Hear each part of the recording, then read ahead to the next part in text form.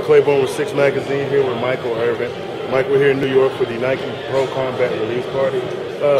Tell us about what the jerseys mean to the youth. Well, you know what, the jerseys that Nike has designed are incredible. I mean, you look at it and everything is so forward on these uniforms. And the uniforms used to be just something you put on to show your team colors and keep your pads down. But what Nike has done, Nike has incorporated the area with the palm trees and everything. They've incorporated the swag by putting the U on the back belt. So as we run by people, they're saying, yeah, this is who's beating you. All of that, they've really stepped it up, and I like that. Okay. Is there a lot of pressure on Michael Irvin being that you're like the spokesman for the place to start its swag? I mean, you and your bunch, I mean, started that. You know what, when we talk swag and all of that, the swagger, what is it really?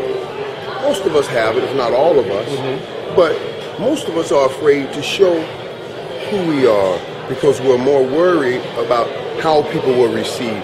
Quite naturally, there's an apparatus, divine apparatus in all of us that makes us crave affirmation and confirmation. Okay. You know, so we try to walk in uniform so everybody can say, oh man, we like you, we like you.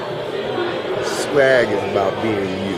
You do you. Don't conform to what everybody's doing. You be real, you do you.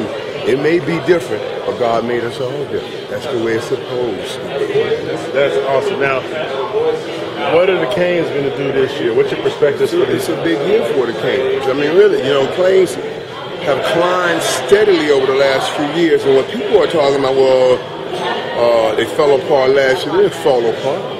They went through process last year. You start out, you lose a game to Clemson, you lose a few games to teams that you thought you should have won. Exactly. That's part of process. And there's so much to gain in process, you can't throw it out the window. I don't want a team that shoots to the top because they never had the time to build the unity, which you get in process through hard times. They went through some tough times, so process has brought them together.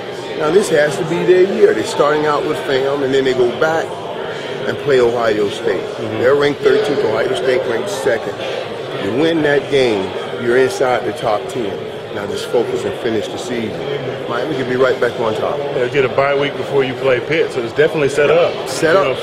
Now that early run is tough. Yeah, it is. That early run is tough. But you want that. You want it because the early tough run, if you win those games, get you high in the poll. And now, you know, it becomes a fit to the end. Yeah. You know, you can see it right in front of you. It's a possibility. And then that thing clicks in the minds of the players.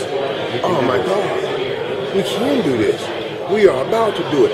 And the one thing in football, the most important ingredient in the game of football is not anywhere shoulders down.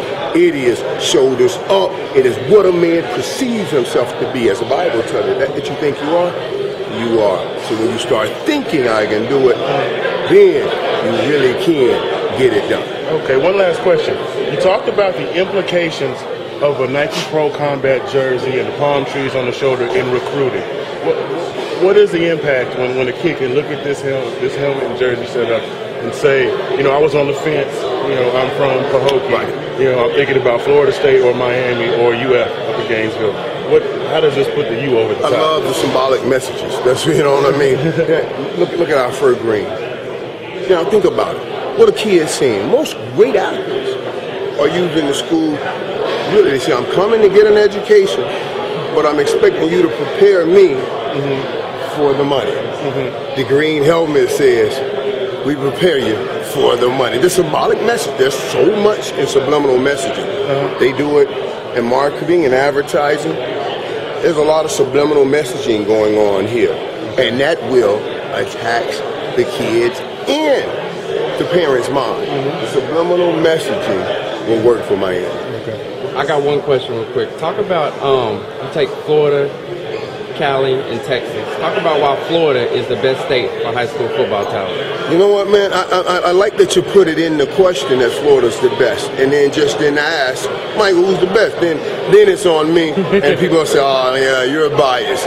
You already know I'm not biased. We're laying out the real. Here it is. This is what it's football, when you're born in Florida, they pop you out, they hold you up. At birth, they say, running back. Boop. Wide receiver. Boop. We pop out football player. Quarterback. That's how it is in Florida. You go through the hospital, as the moms are popping out babies, they're naming the position right away. Boop. Running back. Boop. Wide receiver. That's why the talent in Florida is ridiculous. They are born to play football. They are not taught football. It is engrafted in their spirit. That's all we know.